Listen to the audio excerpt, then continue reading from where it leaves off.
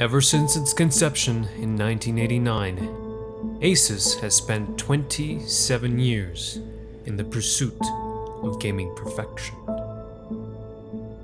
Their dedication to the goddess of gigahertz and the lords of overclock has led to the creation of an amazing array of PC gaming products. Motherboards, laptops, sound cards, video cards. Asus became so obsessed with this pursuit that in 2006 they decided to give birth to what has become today a mecca for PC gaming enthusiasts. A bastion, if you will, for performance hardware. The be-all and end-all of everything gaming. The Republic of Gamers. Over the years, Republic of Gamers has given us some of the most iconic gaming motherboards the world has ever seen. Gene and Hero series, the wild yet restrained Formula series, and the clinically insane Rampage series of motherboards.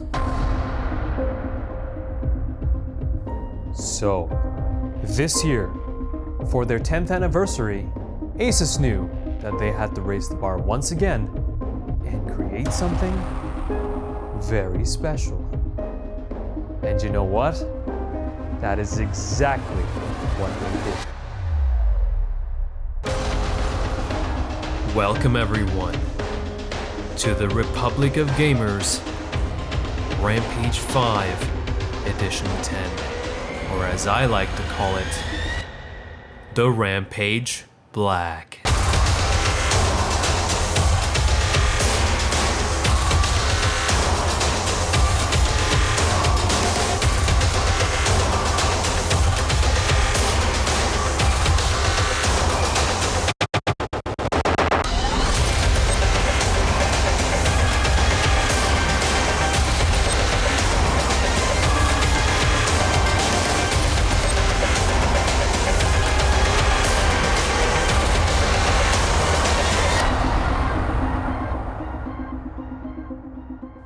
This board is without a question or a shadow of a doubt one of the most insane gaming motherboards I have ever seen. You cannot even begin to comprehend the bewildering array of features that come with this motherboard. It's kind of like suffering from epilepsy and then accidentally looking at a strobe light. It's extremely overwhelming. Looking at this motherboard, you get the sense that everything here is well thought out and designed by people who knew what they were doing. Let me give you an example, okay? This is where you put your memory sticks in, right here in these slots. Now a day will come when one of these memory sticks will let go. Now during the dark ages, what you'd have to do is you'd have to pull all the sticks out, put them back in, one at a time, separately, until you found the one that was giving you grief. Not in this. In this, you can simply turn each pair of the memory slots on and off using these switches. It's the same story here with these 4 PCI Express slots. Can't figure out which one's giving you grief? No problem! Simply turn each and every individual slot on or off using these PCI Express control switches. See? Little things! Quite literally! The switches are very little, okay? You're gonna need fingers like cocktail sticks to make them work. There are other clever bits as well, like these simple start and reset buttons, so you don't have to short out the power prongs like a filthy peasant. This guidance switch, which allows you to see where to put your video cards even in the middle of the night. And this mem-OK button. You push it and it tells you whether the memory you've installed is compatible or not. I just wish my dating life came with one of these buttons. You know, Nadia is a freak. Susie is incompatible. Kayla is a psycho. Run away. There's more. Thanks to these alloy chokes and these high performance capacitors, you can control precisely the amount of electricity going to your processor. Asus even designed, at vast expense, their own controller chip so that you can make your processor run even faster without ever having everything explode in your face. Explode in your face. I think that's a movie I saw in a hotel once. I think. And included in the price are these two stupid coasters for your highly caffeinated beverages. These nipple stickers, one for your left, one for your right, and a third one, presumably for your third nipple. Some cables, some cables right here. These cable labels right here, which can double as earrings, fake ones, or as anti-snoring devices, as I shall now demonstrate. Simply take one of these and just put it right here, and there we are. And we get some more cables. And a copy of Republic by Plato. And then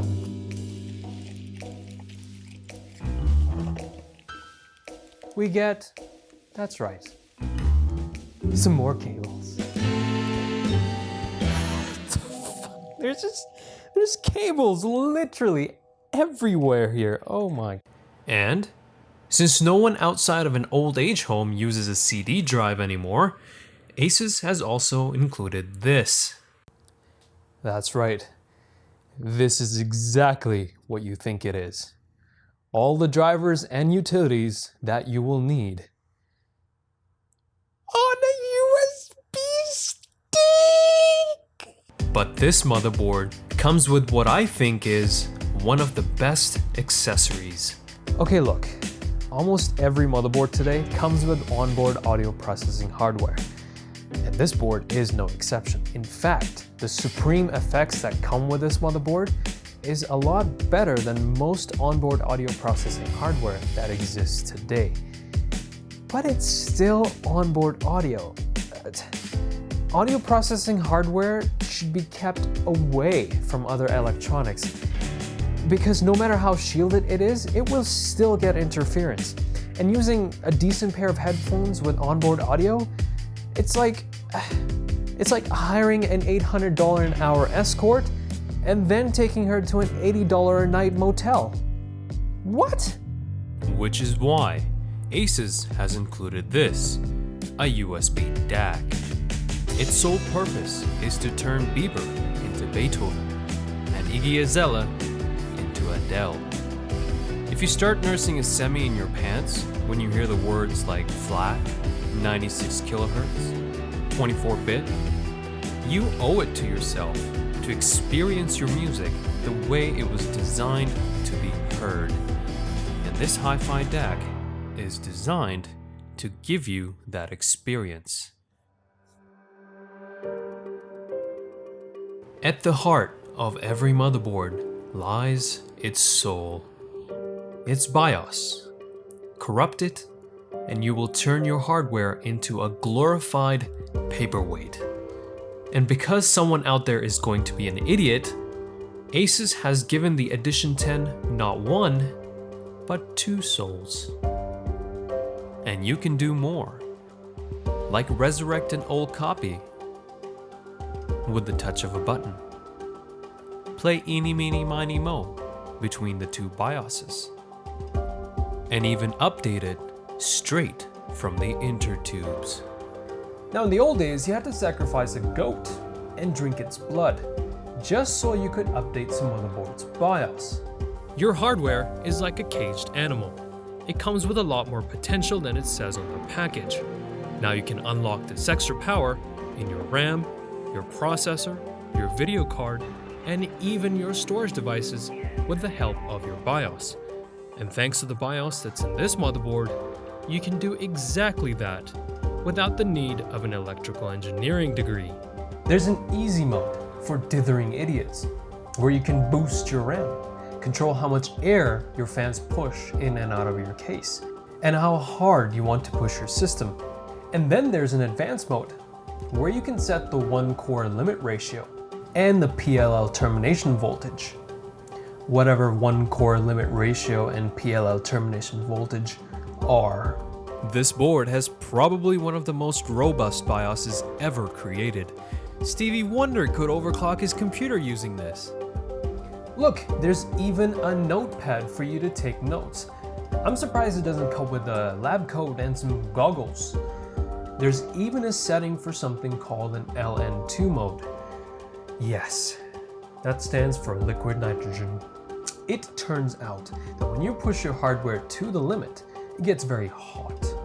And what some people do is they use liquid nitrogen to cool their hardware. Because normal air is not good enough. They are the real 1%. With this BIOS, Asus has managed to tie the hardware with its software in such good harmony that as of August 2016, this motherboard broke 3 world records. And you can't do that with a BIOS that's limp-wristed and weak. I love everything about this motherboard. I love the fact that it has these massive heat spreaders. I love the fact that it has a stupendous number of places to put case fans and space to plug 3 more. This dedicated place to plug your water pump for liquid cooling. I love that too. I love how the backplate has the I/O shield melted right onto it, and these ridiculous metal reinforcements protecting the PCI slots. I love the cheesy lightworks that rival the riced-up cars from the Fast and the Furious. And I really love the way this thing looks. Usually, you get boards that are ugly, brown, and puke green, and they're hideous! But not this one. Because this one is brilliant and savage at the same time. It's like Sigourney Weaver wearing black combat uniform. Now I know the whole black on black color scheme with the gold accent capacitors looks as though one of the guys from Daft Punk threw up all over the circuit board, but trust me on this. With a clear side panel case, this board adds way more to the looks than it takes away. But sadly, this motherboard is not without faults. There are a few issues, chief among which is its size. Calling this motherboard a small motherboard, it's like calling an aircraft carrier a small boat. Weighs like one too. And then there's this, a magnetic Wi-Fi antenna.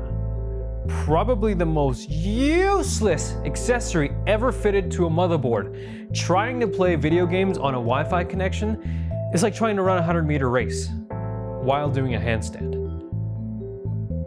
Honestly, a tub of lard would have been more useful than this. These pins here, they are a nightmare. If you so much as so look at one of these pins, they will bend, and they will bend in completely the wrong direction. Although I suspect the blame is more on Intel than Asus for these. Happily, however, Asus has acknowledged this issue and included 2 of these CPU mounting tools. All you have to do is put your CPU in here and pop it in. Very simple. Now, there are 2 types of people in this world. People who use the right tools and people who are tools. Don't be a tool. Use one of these. Trust me, you don't want to be dealing with a bent pin. And then there's the question of the startup. The BIOS posting time.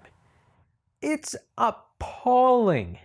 It takes more time to get to the Windows loading screen than to load Windows itself. Also, this. This actually makes me mad.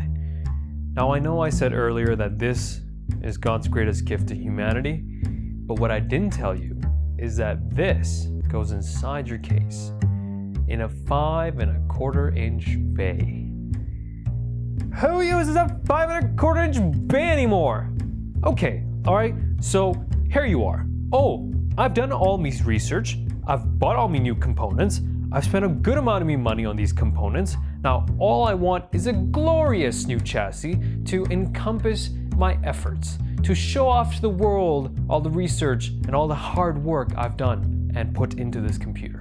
The first problem you're going to encounter is that you're only limited to extended ATX size cases, because regular size cases can't fit this board's fat ass. Okay. It's not a big deal. Because what I will do is I will choose the Enthoo Evolve glass case by Fantex. Except I can't. It doesn't have a 5 1/4 inch bay in it. What about the Inuin 909? Beautifully appointed silver brushed aluminium with tempered glass side panel. Can't use that either. Doesn't have a 5 1/4 inch bay in it. Wait, you might say. But what about the Cooler Master Half-X case? It will fit the board, and it has many 5 1/4 inch bays.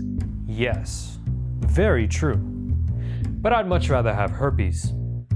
Honestly, I cannot conceive the mind of a man who moved all the drivers and utilities from a CD to a USB and then thought that this was a good idea.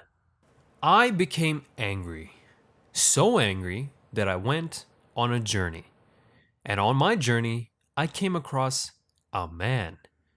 And I asked this man, "Dear man, why is the Supreme Hi-Fi DAC box 5 1/4 inch bay only? Why is it not external, like a normal DAC box? This really limits my case choices." This man, presumably from Asus, wrote back and said, "We work with case manufacturers to proactively provide feedback on their design choices." And it's true, they do. Look at this. The Inuin 509. A gorgeous case, teeming with that shiny, tempered glass perfection.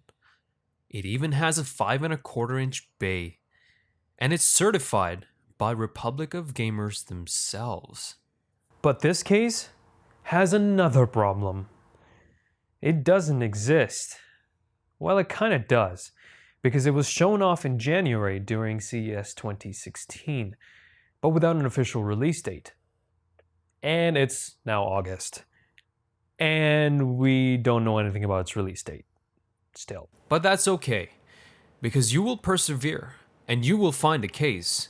And when you do find a case that meets your needs, you will plug the DAC in here. And what you will find is that there are no more proper USB 2.0 headers left. Well, there is, but it's being taken up. So let me get this straight. You managed to shove all of this and other crap onto this board, but you couldn't find place to put one more USB 2.0 header.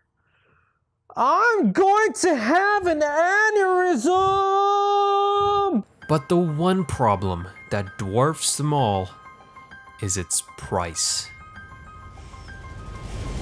$775 of the finest Canuck coins, which in my math makes it very nearly $800.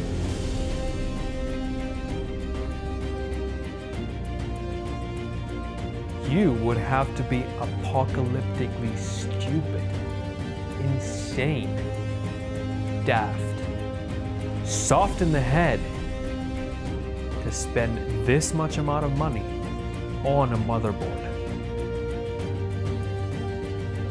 And that is exactly why I'm putting the Edition 10 in my battle station.